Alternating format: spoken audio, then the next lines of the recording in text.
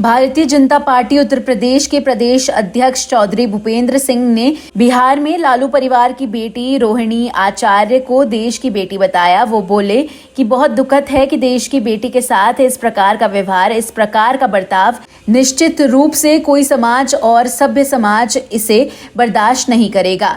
तो वहीं आजम खान को लेकर भूपेंद्र चौधरी ने कहा कि जैसी करनी वैसी भरनी। आजम खान ने अपने बेटे को विधायक बनवाने में जल्दबाजी की और कानून का उल्लंघन किया। वह कानून का डंडा अब उनके ऊपर चला है।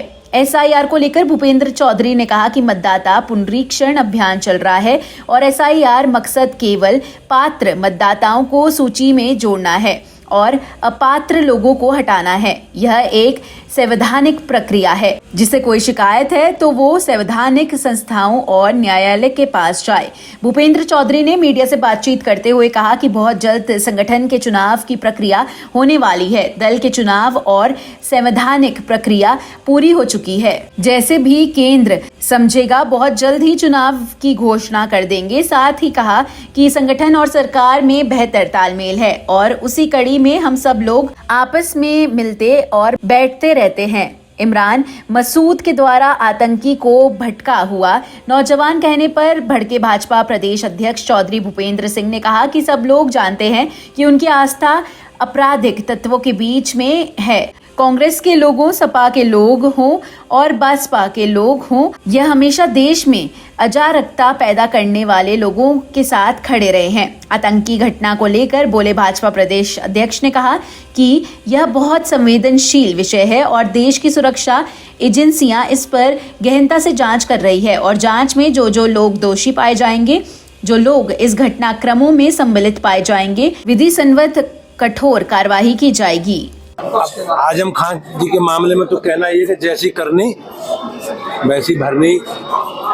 देश की न्यायपालिका में सबको विश्वास है और जिस प्रकार से आजम खान जी ने अपने बेटे को विधायक बनवाने में जल्दबाजी की, कानून का उल्लंघन किया, तो कानून का डंडा उनके ऊपर चला।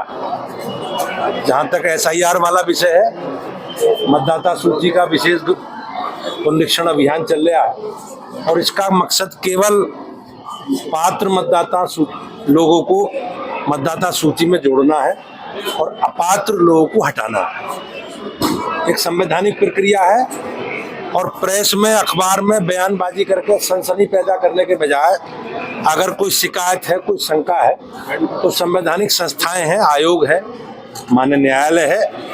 इस प्रकार की नकारात्मक राजनीति करने के बजाय, देश के संविधानों, संस्थाओं के प्रति अविश्वास के बजाय कांग्रेस पार्टी को और विपक्ष को कोर्ट में जाना चाहिए या माननीय निर्वाचन आयोग में शिकायत करनी चाहिए। वो ट्रेनिंग करा रहे हैं अपने कार्यकर्ताओं को एसआईआर को लेकर। निश्चित रूप से सबका अधिकार है लोकतंत्र में और कांग्रेस एक राजनीतिक दल है। लंबे समय तक कांग्रेस ने देश का नेतृत्व किया है, तो उन्हें अपनी सभी प्रक्रियाओं को पूर्ण करने का अधिकार है। लेकिन देश में अनिश्चितता पैदा करना, एक नकारात्मक एजेंडा चलाना और देश की संवैधानिक संस्थाओं को कमजोर करना, लोकतंत्र को कमजोर करना और मीडिया में इस प्रकार की सनसनीखेज बयान देकर देश में लोकतंत्र के प्रति अनास्था निर्माण करना, हम लोग उसकी निंदा करते हैं। और देश कालाकांडी को लेकर के शुरुआत जो है फिर से एक बार तेज हो गई, क्या लगता है कि निश्चित रूप से संवैधानिक दल के नाते हमारा एक संवैधानिक व्यवस्था है और हमारी प्रक्रिया चुनाव की प्रदेश की पूरी हो गई है। जैसे भी केंद्र समझेगा बहुत जल्दी चुनाव की घोषणा कर देंगे।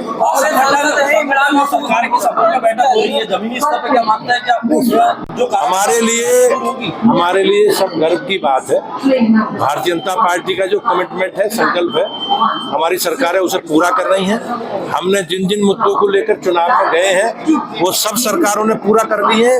सरकार में और संगठन में बेहतर तालमेल है और उसी कड़ी में हम सब लोग आपस में मिलते बैठते रहते हैं। अध्यक्ष जी, कांग्रेस सांसद इमरान मसूद को कह रहे हैं एक आतंकी को भड़का हुआ नौजवान की तरह। अब सब लोग जानते हैं कि इन लोगों की आस्था किस प्रकार के तत्वों के बीच में, ये कांग्रेस के लोग हों, सपा के लोग हों, बसपा के लोग हों, ये हमेशा देश में अराजकता पैदा करने वाले लोगों के साथ खड़े रहे। देखिए बिहार में हार के बाद जो सामने आया, आतंक के ऊपर का एक वीडियो सामने आया जिससे पहले हमले से पहले एक वीडियो जारी किया था, वो सामने ये बहुत संवेदनशील विषय है और देश की सुरक्षा एजेंसियां इस पर बहुत गहनता से जांच कर रही हैं और जांच में जो जो लोग दोषी पाए जाएंगे, जो लोग इन घटनाक्रमों में सम्मिलित पाए जाएंगे, विधि सम्मत कठोर कार्रवाई हमारी एजेंसियां और सरकार करेगी। बिहार में राजनीति में बिहार की हार के बाद में लालू परिवार में आपस में झगड़े शुरू हो गए, बेटियों को चप्पल से मारने की बात की। अब ये दुखद है और जो रोहिणी आचार्य है वो देश की बेटी है और देश की बेटी के साथ इस प्रकार का व्यवहार, इस प्रकार का बर्ताव निश्चित रूप से कोई समाज, सभ्य समाज इसे बर्दाश्त नहीं करेगा।